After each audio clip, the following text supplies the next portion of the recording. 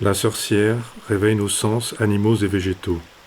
Elle co-compose au fil de l'air et de l'eau, de la terre, du bois et de la pierre, une écho poétique du bien-être, du buen vivir.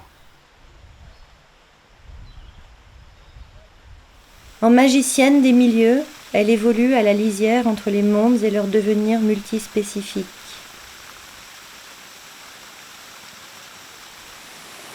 Elle est révélatrice de la texture de la forêt, de ses mutualismes.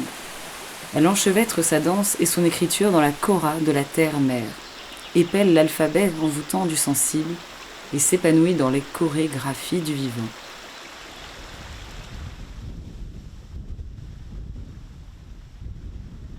Elle cale son pouls sur celui de la forêt de hêtre.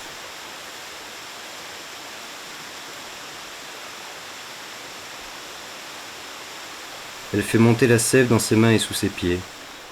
Elle prend et donne forme, rejaillit de la mort, coule de source, ressource. Elle se tient à l'écoute des êtres.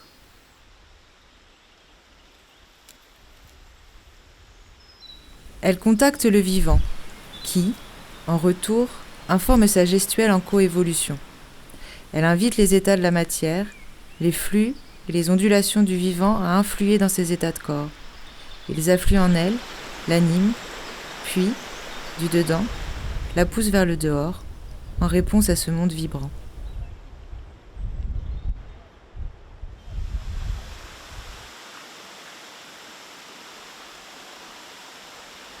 La sorcière entre en résilience. Elle embrasse le monde et danse avec la lumière. Née des puissances de la terre, elle prend corps avec la matière. Elle est indivisible. Air, terre, mer, pierre et feu. Insaisissable.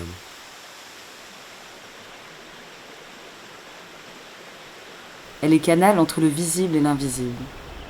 Elle naît du chaos et répond aux lois de la physique quantique. Elle est danse des molécules, ondes et corpuscules, musique, ondoiement, chatoiement.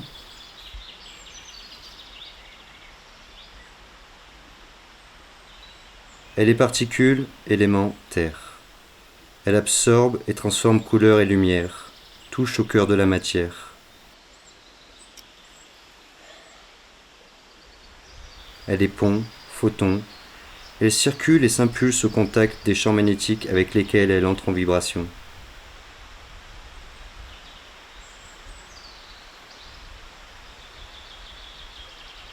Elle est végétale et animale.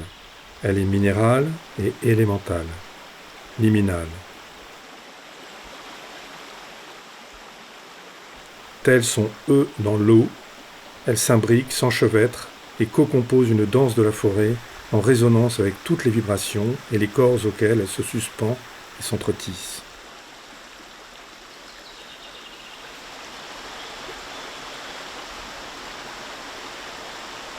Elle initie à des pratiques liminaires. Elle invite à une transcendance qui modifie nos états de corps et de conscience, explore d'autres façons d'être au monde, donne corporéalité aux continuités entre les lignes de force et de fuite et les flux du vivant.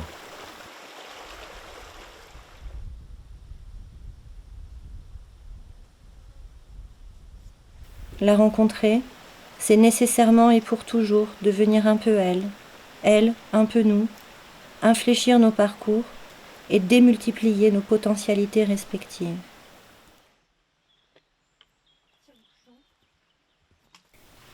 Elle explore ce qu'elle sait par nature, ce qui la relie au vivant autre qu'humain dans son patrimoine génétique, son inconscient écologique.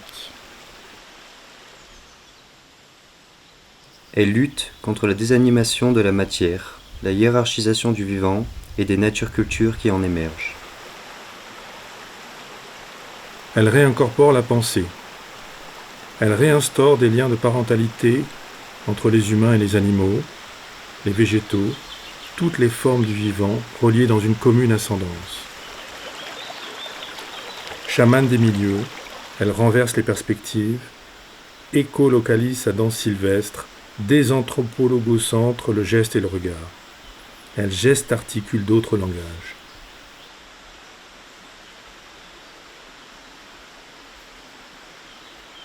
Elle nous intime de relire et relier les lignes supposées séparer un organisme de son environnement, le dehors du dedans, l'animé de l'inanimé. Elle questionne et rénove le regard que nous posons à la fois sur les femmes et les formes du vivant. Elle nous rappelle que rien n'émerge autrement qu'en contact avec un milieu, que tout est coévolution.